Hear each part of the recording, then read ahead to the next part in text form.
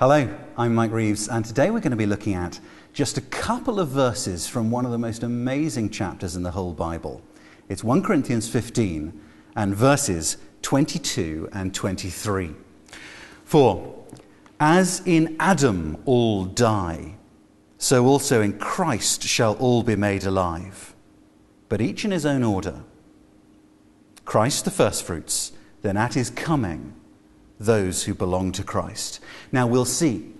Those are words with the most extraordinary power to liberate, to bring to hearts joy.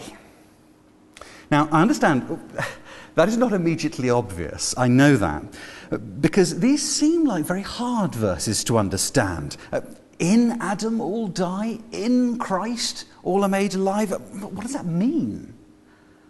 What does it mean to be in Adam or in Christ? But you know, the reason this stuff seems so tricky is really just because Paul is going right against how we normally think. You see, normally we tend to think, well, I'm my own man, right? And so effectively, yeah, each man really is an island. Well, Paul didn't think like that at all. Paul did not look at mankind as some vast throng of separate individuals. No, Paul believed that humanity in fact is made up of just two men, Adam and Christ. And we are all simply in one or the other. Now, how exactly? How does that work? And what does it mean? Well, the answer is in verse 23 here. Christ, you see, is called the firstfruits of those who are made alive. Now, to get what he means there, it's worth being aware that right through this chapter 15 of 1 Corinthians, Paul has got a particular Old Testament passage on his mind. He actually hinted at it back in verse 4 when he said, Christ was raised on the third day according to the Scriptures. Now, which Scriptures? There's the test. Which Scriptures is he thinking of? Now, there are loads of Old Testament passages that talk about resurrection and the third day, but there's one above all that's on his mind here. It's the third day, Genesis 1. And there we see in Genesis 1, on the third day, the very first fruits of all, the first fruits of creation. And Paul is noticing that just as you have the first fruits on the third day of creation, so Christ is raised on the third day, the first fruits of the new creation. But let's just enjoy some of the detail here in Genesis 1. Here's the third day in Genesis 1, and listen out for the repetition here. It's very repetitious with a point. So Genesis 1 from verse 11. Then God said, let the land produce vegetation, seed-bearing plants, and trees on the land that bear fruit with seed in it, according to their various kinds. And it was so. The land produced vegetation, plant bearing seed according to their kinds, and trees bearing fruit with seed in it, according to their kinds. Do you hear the repetition? And God saw that it was good, and there was evening and there was morning, the third day. What's nailed home there? What's nailed home?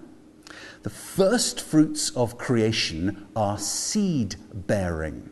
They are fruit in which is their seed. So the next generation is contained within them. So what happens to the fruit happens to the seed. So it is with Adam and Christ. They are the first fruits of two very different crops. Adam is the fruit of death, and all his seed in him die with him.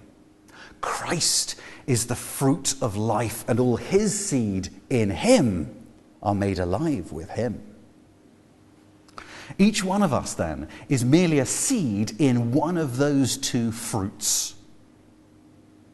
dependent for our fate, not on ourselves, but on the one we are in. You get actually much the same thing in Hebrews 7.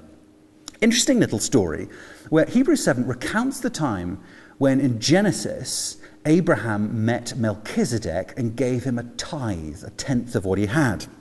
Now, according to Hebrews, Abraham's great-grandson, Levi, could also be said to have paid that tithe through Abraham, for it says he was still in the loins of his ancestor, in his ancestor's body, when Melchizedek met Abraham. Yet to be born, Levi was considered to be still in Abraham. He was, after all, Abraham's descendant, his seed. He was still in the old fruit. And so, what Abraham did, he did. Now, when you get that is how the Bible sees mankind, that changes everything. In this strange new world of the Bible, salvation is not so much about inviting Christ into my life.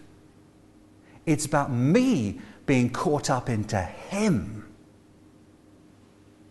It's more about being snipped out of one plant, Adam, and grafted into another, Christ.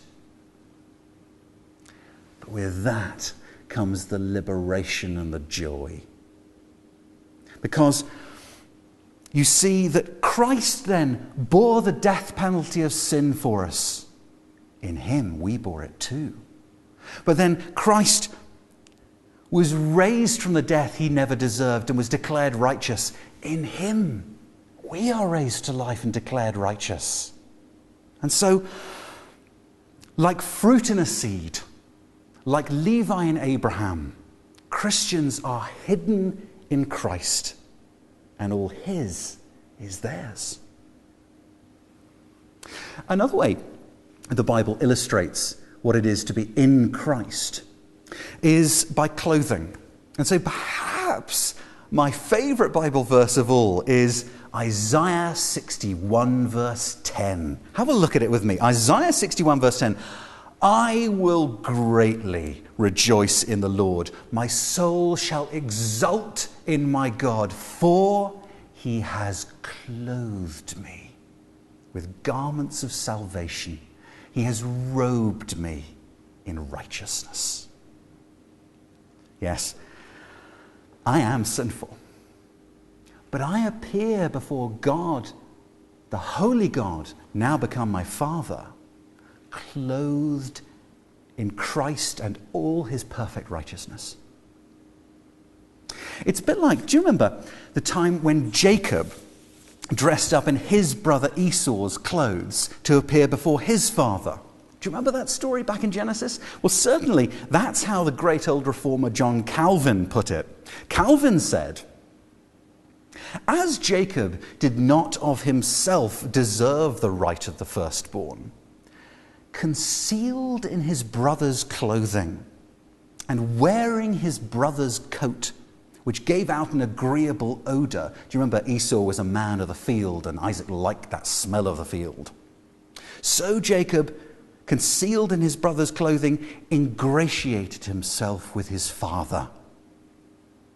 And so to his own benefit, Calvin says, he received the blessing while impersonating another. And we in like manner hide under the precious purity of our firstborn brother, Christ, so that we might be attested righteous in God's sight. And this is indeed the truth. For in order that we may appear before God's face unto salvation, we must smell sweetly with his odour. Our vices must be covered and buried by his perfection. Before anything else, Christians are in Christ. And that means all our hope, all our confidence, every day, however we're doing, however we're feeling, is found outside ourselves, unshakable, unfickle in Christ, in all his dependability. So if you think you have or you have lost spiritual security because of how you've behaved, that's because you've lapsed back into thinking of yourself as an island. But in reality, there is no such thing. You are either in Adam or in Christ. Your destiny and your status is found in one of them. Let me finish with the story of John Bunyan, the author of Pilgrim's Progress. Now, Bunyan was a big man. He was a tinker by trade, and that meant walking every day from village to village, carrying this massive 60-pound anvil and a very hefty 17th century toolkit on his back. And he said, dropping all that burden from off his back was just how it felt like when he got this for the first time. He said, in his youth, he used to be full of despair when he thought of heaven and hell, because he believed it's too late for me to look after heaven, for Christ would not forgive me.